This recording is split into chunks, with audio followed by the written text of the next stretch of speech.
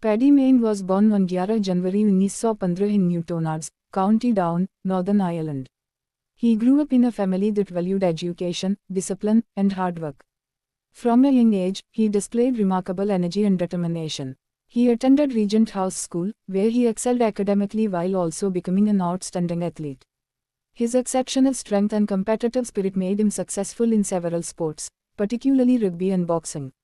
After school, he studied law at Queen's University Belfast. Although he earned a law degree, his adventurous personality suggested that a quiet legal career would never fully satisfy him. A champion athlete. Before becoming a legendary soldier, Paddy Mayne was already well known in the sporting world.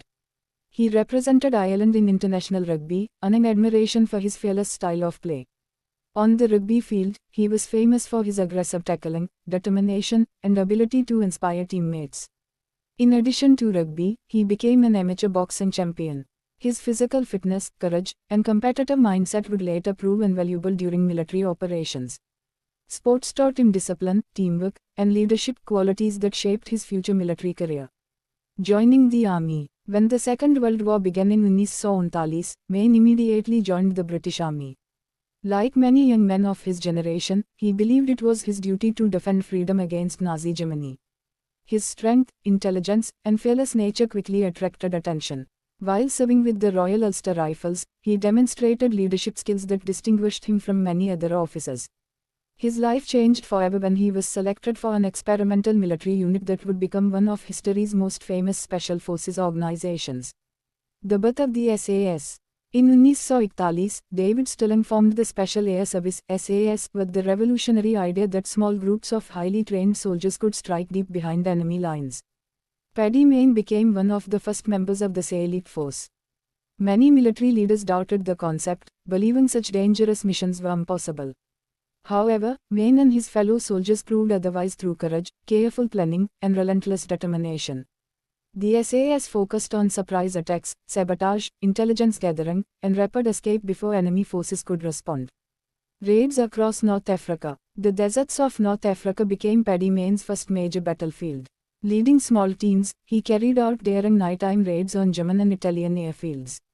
Instead of fighting large battles, the SAS destroyed enemy aircraft, fuel supplies, and communication systems before disappearing into the desert. These operations severely weakened enemy air power and forced Axis commanders to devote valuable resources to protecting their bases. Mayne often led from the front, refusing to ask his men to face dangers he would not accept himself. Courage under fire. Paddy Mayne earned a reputation for extraordinary bravery.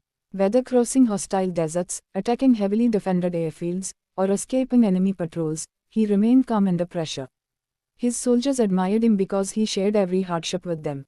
He marched alongside his men, endured the same harsh conditions, and accepted the same risks. This leadership style built immense trust within the SAS. Leadership in Europe. As the war expanded into Italy, France, Belgium, and the Netherlands, Mayne's responsibilities increased. He eventually commanded SAS units during operations supporting the Allied advance after the D-Day landings. His teams destroyed bridges, railways, communication centers, and military vehicles while gathering valuable intelligence behind enemy lines. These missions disrupted German defenses and helped Allied forces move more quickly across Europe.